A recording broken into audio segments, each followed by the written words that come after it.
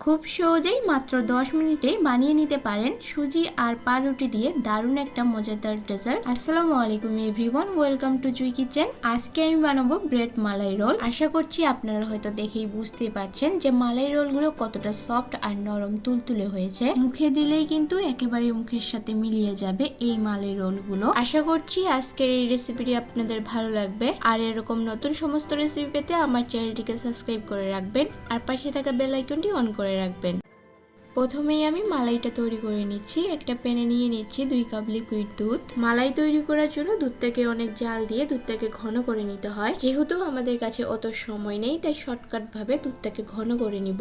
দুধটা কিছুটা গরম হয়ে আসলে দিয়ে দিচ্ছি গুঁড়া দুধ আর সাথে দিয়ে দিচ্ছি স্বাদ বুঝে চিনি। আপনারা আপনাদের টেস্ট অনুযায়ী চিনিটা ব্যবহার করবেন। এবার দিয়ে দিচ্ছি হাফ বাটি সুজি। সুজির পরিবর্তে আপনারা চাইলে এখানে চালের গুঁড়া অথবা কর্নফ্লাওয়ারও ব্যবহার করতে পারেন। এবার অনবরত নেড়ে সবকিছুকে ভালোভাবে একসঙ্গে মিশিয়ে নিচ্ছি।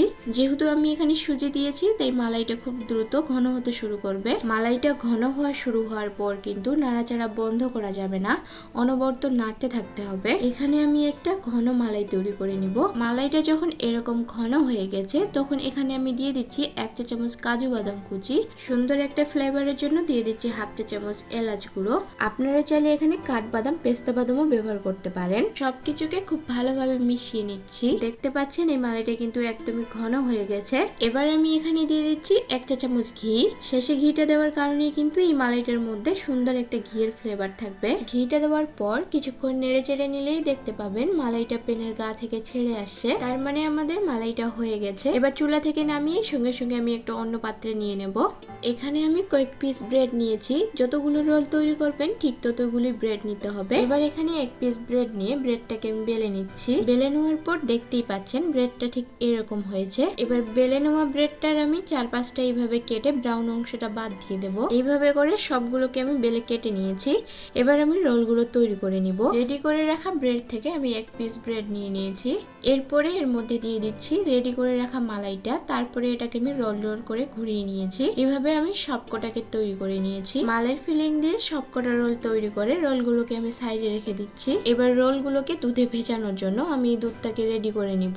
একটা প্যানে নিয়ে নিচ্ছি 2 কাপ লিকুইড দুধ। সুন্দর একটা ফ্লেভারের জন্য দিয়ে দিচ্ছি আমি এলাচ। চাইলে আপনারা এখানে এলাচ গুঁড়ো ব্যবহার করতে পারেন। এবার দিয়ে দিচ্ছি 1/3 কাপ গুঁড়া দুধ আর দিয়ে দিচ্ছি 1/3 কাপ চিনি। চিনির পরিমাণটা আপনারা বাড়িয়ে বা কমিয়ে নিয়ে নেবেন। এবার অনবরত নেড়ে চেড়ে এই দুধটাকে আমি কিছুক্ষণের জন্য জাল করে নিব। তবে জাল করে দুধটাকে ঘন করে ফেলার কোনো প্রয়োজন নেই। যেহেতু আমরা এখানে গুঁড়া দুধ ব্যবহার করেছি তাই দুধটা এমনিতেই ঘন হয়ে গেছে। সুন্দর একটা কালারের জন্য আমি এখানে 1 চিমটি ফুড কালার দিয়ে দিয়েছি। তবে আপনারা চাইলে এটি স্কিপ করে যেতে পারেন। আমি আরো 1 থেকে 1.5 মিনিটের মতো দুধটাকে জাল করে নিয়েছি। এবার আমি এই দুধটাকে চুলা থেকে নামিয়ে নিব। এরপর এই দুধটাকে আমি কিছুটা ঠান্ডা করে নিয়েছি। তবে একদম ঠান্ডা না, কুসুম গরমের চেয়েও একটু গরম থাকবে। এবার তৈরি করে রাখা ব্রেড রোলগুলোর উপরে আমি এই দুধটাকে দিয়ে দিচ্ছি। ব্রেডগুলো যেন খুব ভালোভাবে ভিজতে পারে তাই বেশি করে দিতে হবে। আর একটু পরে দেখতে পারবেন দুধটা কিন্তু খুব সুন্দরভাবে টেনে গেছে। আপনারা চাইলে কিছুক্ষণের জন্য এটা ফ্রিজে রেখে দিতে পারেন অথবা সঙ্গে সঙ্গে পরিবেশন করতে পারেন। দেখতে আরো একটু সৌন্দর্য লাগার জন্য আমি ওপর থেকে কিছু কিশমিশ দিয়ে দিচ্ছি। ব্যাস তৈরি হয়ে গেল দারুণ একটা ডেজার্ট ব্রেড মালাই রোল। আপনাদের একটুখানি কেটে দেখিয়ে দিচ্ছি। দেখতেই পাচ্ছেন কতটা সফট হয়েছে। মুখে দিলে কিন্তু একবারে মিলিয়ে যাবে।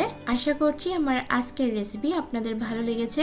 ভালো লাগলে অবশ্যই আমার চ্যানেলটিকে সাবস্ক্রাইব করে নেবেন আর পাশে থাকা বেল আইকনটি অন করে দিবেন। আজকে তাহলে এই পর্যন্তই। সবাই অনেক অনেক ভালো থাকবেন। আল্লাহ হাফেজ।